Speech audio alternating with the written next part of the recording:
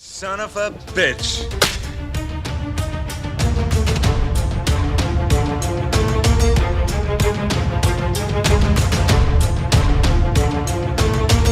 Groovy.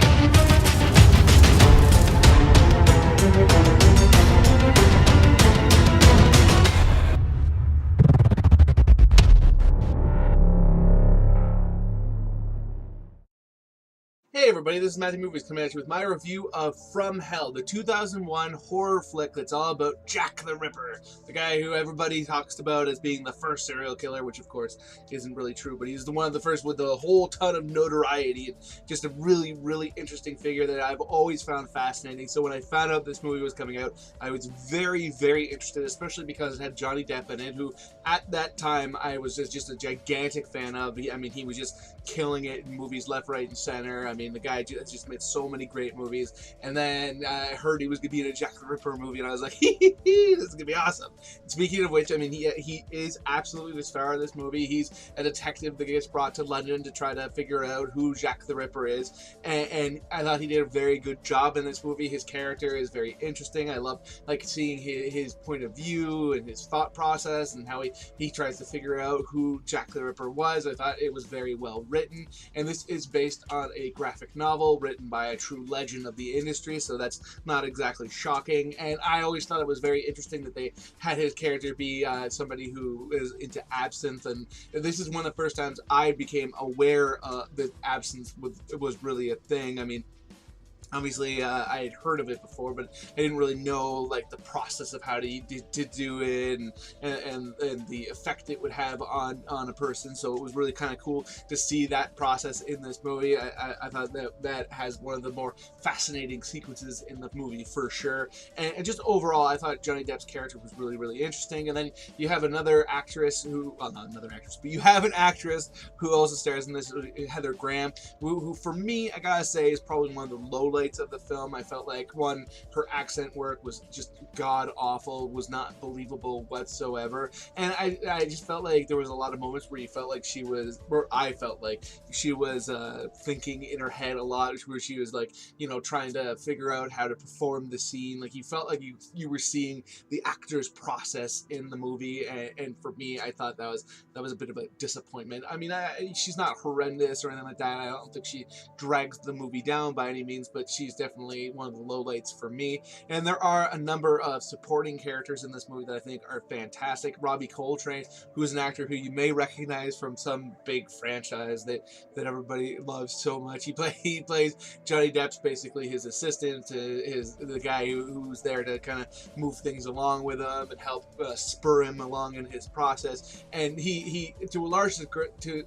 extent is kind of like the heart of the movie. I thought it was really, really cool to see him there, because it's interesting because of the fact that you have Johnny Depp set up as being into absinthe. You have this other guy who's there who's much more kind of like the rough and tumble thinking guy kind of deal, where, you know, he's not all about like getting down to the spiritual side of this thing. He's much more of a kind of by-the-book detective, but he's also willing to go along with Johnny Depp's process as well. So, you know, he kind of straddles both worlds, which I thought was a very effective part of the story, because if it was all just in Johnny Depp's hands, this movie I think could have been a little bit more ethereal and a little bit harder to grasp and really sink your teeth into, potentially, especially considering like the content of the movie. This isn't supposed to be a spiritual film. It's about Jack the Ripper, but having that spiritual element adds to it. But I think Robbie Coltrane brings it back down to the ground, which I think is an extremely effective element of the film. And then you have Jason Flemyng, who is an actor who I have always greatly appreciated. He has this just kind of creepy feel to him that makes his character in this movie work exponentially. I mean, he is the guy who exponentially clearly isn't the right word there, but you know what I was going for. He's the guy who is basically the coachman and the servant of Jack the Ripper, and he's so great in it because he's a part of the process, and he very much seems very willing to get the positives out of it, the things that he gets basically paid in order to be the servant of Jack the Ripper, but at the same time he's also extremely horrified in several moments as well. So it's cool because you have this guy who clearly is very morally ambiguous and willing to do things that you or I would be absolutely disgusted by, and even he is just horrified by what he's seeing. I thought that was a very, very awesome element, and really speaks to the depravity of these crimes, and really pushes the story along as well. And you have Ian Holm, who's just such a talented actor. A lot of people would know best as playing Bilbo from the Lord of the Rings films, but the guy's just been in just such a long list of films, and he's just fantastic. And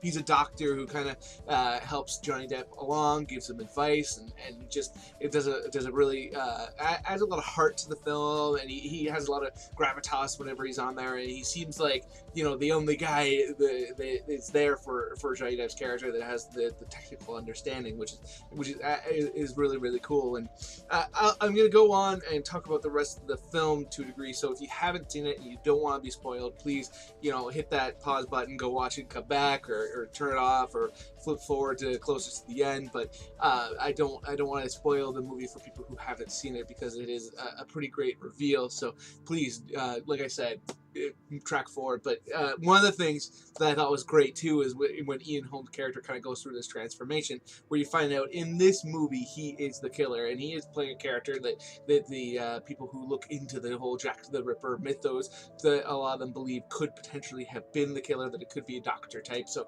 having him be there, the killer absolutely works. But the way what they do with him, where it's almost like he becomes like demonic when he becomes the Ripper, and it's his eyes look completely different, like they're just pitch black, the pupils and not the iris and the pupil, and the way that whole thing plays out, where all of a sudden he looks like he goes from being this kind of like not necessarily meek, but docile character, to just being this horrendous human being that is doing just like monstrous things, and just having that one thing that changes about him, and then also his entire the way he carries himself, where he becomes much more predatory, I thought was just an awesome effect, and really is one of the most memorable parts of this film. To me, I gotta say, Ian Holm, his performance is by far the best in the entire movie, only seconded by Jason Flemyng's, and I think the two of them make just such a great pair in this movie.